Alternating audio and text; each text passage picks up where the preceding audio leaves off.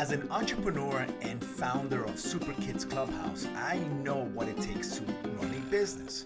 I understand the struggles, I understand the hardships, I understand everything that's involved in running a successful business.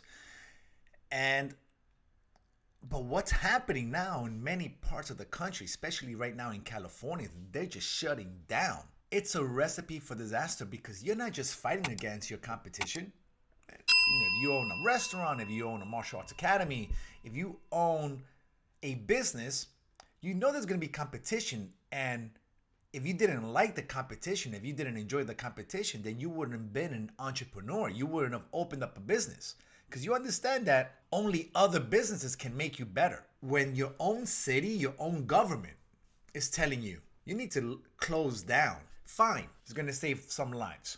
Granted, let's give everybody that because you know what? At the end of the day, it is going to help some people avoid being sick. But why do we need to shut down entirely? Why do people need to shut down completely? So here's a perfect example. As you know, if you're not 21 and over, you're not allowed to go out drinking, right? That's been the law for decades, right? You got to be 21. You want to go to the bars, you want to drink, you have to be 21 and over. Okay. What if you're 55 and over? What if you're 65 and over? And you're at a higher risk of dying, of being sent to the ICU? If your BMI is a certain amount, you've probably been eating like crap for the last 10, 15 years and you had no concern for yourself. Now the government is going to be concerned for you. Why don't they isolate those people? Why don't they quarantine those people? Make those people stay home. But why does a business owner that's struggling, that's doing everything he or she can to stay open, following new guidelines, following new procedures that the CDC has recommended, why are they being forced to shut down? If you're an elderly person that's more likely to be sent to the ICU or be one of the 1% that dies, let me see your ID. You can't be out for the next 30 days. Your BMI is at a certain number that it's unhealthy. Yeah, you can't be outside. Why? Because you're going to influctuate the ICU. You're going to pack the hospitals. That's why.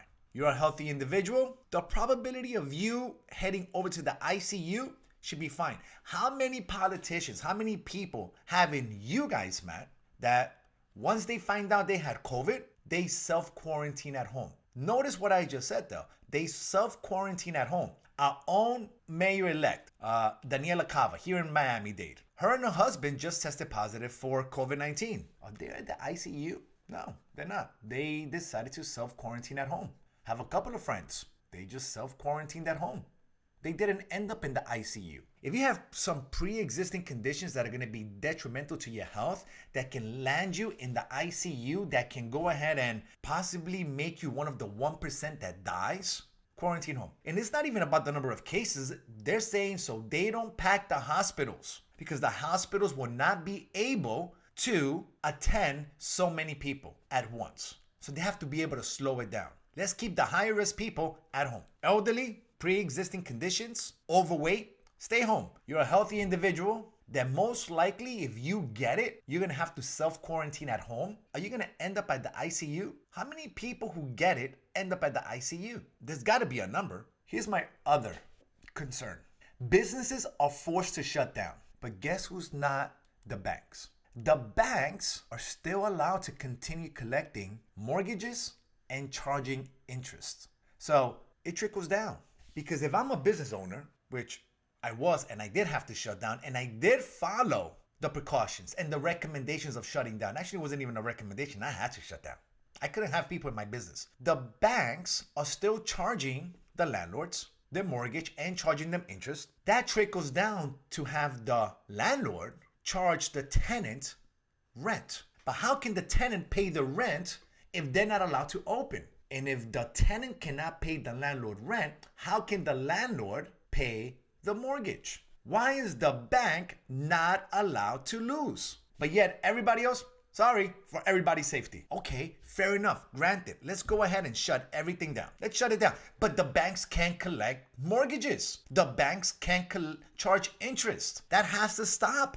If your business is not allowed to open, why are banks allowed to collect mortgages. What works for one has to work for all. You can't pick and choose. It's like they're just trying to take over everything. That's the way I'm seeing it. It doesn't matter what political affiliation you're part of, because when we shut down back in March, banks are collected. And I bet if Biden comes in now and we have to shut down again, or certain cities have to shut down, banks are still going to be able to collect. So it doesn't matter who's in control of what party. They're all in bed with the banks. All of them. That's the issue, because I believe businesses can survive if everything is put on hold. Because now, please take this in consideration. As a business owner, as an entrepreneur, they're not only responsible for paying the rent on their lease or paying their lease, they're also responsible for paying the mortgage on their home. Now, if they cannot pay for their lease at their business, how are they going to pay for the mortgage? It's like it's a recipe for disaster. It's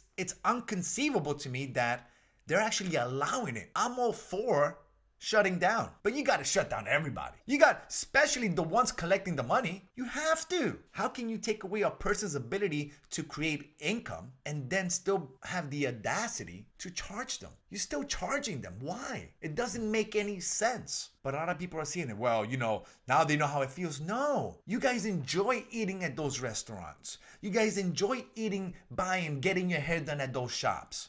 So don't come with that saying, well, they've made money long enough. They still pay, man. They're all paying. They got to pay mortgage, light. The light company's still going to charge them. The water company's still going to charge them. And if they deactivate their accounts or their services, now they have to pay a penalty or a fee to be able to reconnect their power. I just don't know how that's fair. And if you agree with me on these topics, like and subscribe on this channel. Because as an entrepreneur, I know how hard it is to keep a business open. I know how hard it is to be able to provide a good service. I know how hard it is to compete, because in a capitalist world, we want to compete and we enjoy the competition. Competition is good. It makes you better. But when you're not allowed to compete, you're not allowed to create a great service, you're not allowed to conduct business, you're not allowed to provide for your family, let alone pay utilities, how do you expect me to pay the bank?